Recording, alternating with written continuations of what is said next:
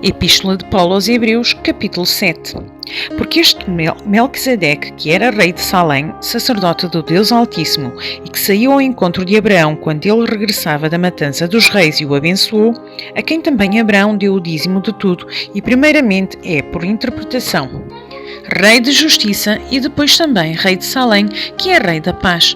Sem pai, sem mãe, sem genealogia, não tendo princípio de dias nem fim de vida, mas sendo feito semelhante ao Filho de Deus, permanece sacerdote para sempre. Considerai, pois, quão grande era este a quem até o patriarca Abraão deu os dízimos dos despojos. E os que dentre os filhos de Levi recebem o sacerdócio têm ordem, segundo a lei, de tomar o dízimo do povo, isto é, de seus irmãos, ainda que tenham saído dos lombos de Abraão. Mas aquele cuja genealogia não é contada entre eles, tomou dízimos de Abraão e abençoou o que tinha as promessas. Ora, sem contradição alguma, o menor é abençoado pelo maior. E aqui certamente tomam dízimo os homens que morrem, ali, porém, aquele que quem se testifica que vive. E por assim dizer, por meio de Abraão até Levi, que recebe dízimos, pagou dízimos, porque ainda ele estava nos lombos de seu pai, quando Melquisedeque lhe saiu ao encontro.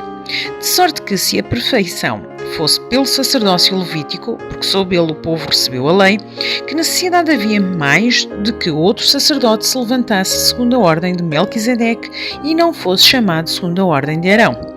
Porque mudando-se o sacerdote, necessariamente se faz também mudança da lei. Porque aquele de quem estas coisas se dizem pertence a outra tribo, da qual ninguém serviu ao altar. Visto ser manifesto que Nosso Senhor procedeu de Judá, e concernantemente a esta tribo nunca Moisés falou de sacerdócio. E muito mais manifesto é ainda se à semelhança de Melquisedeque se levantar outro sacerdote.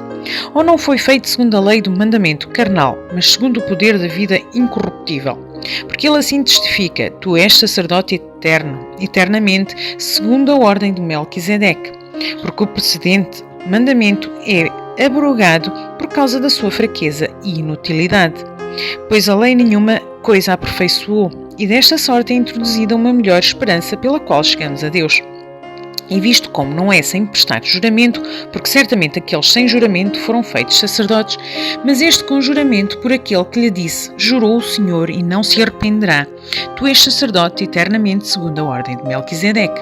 De tanto melhor aliança Jesus foi feito fiador, e na verdade aqueles foram feitos sacerdotes em grande número, porque pela morte foram impedidos de permanecer.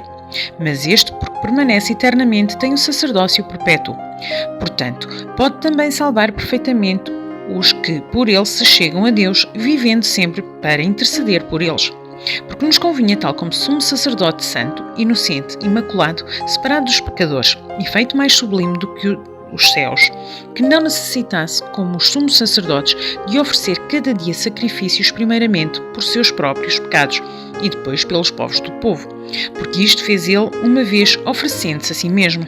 Porque a lei constituiu sumos sacerdotes a homens fracos, mas a palavra do juramento que veio depois da lei constitui ao Filho perfeito para sempre.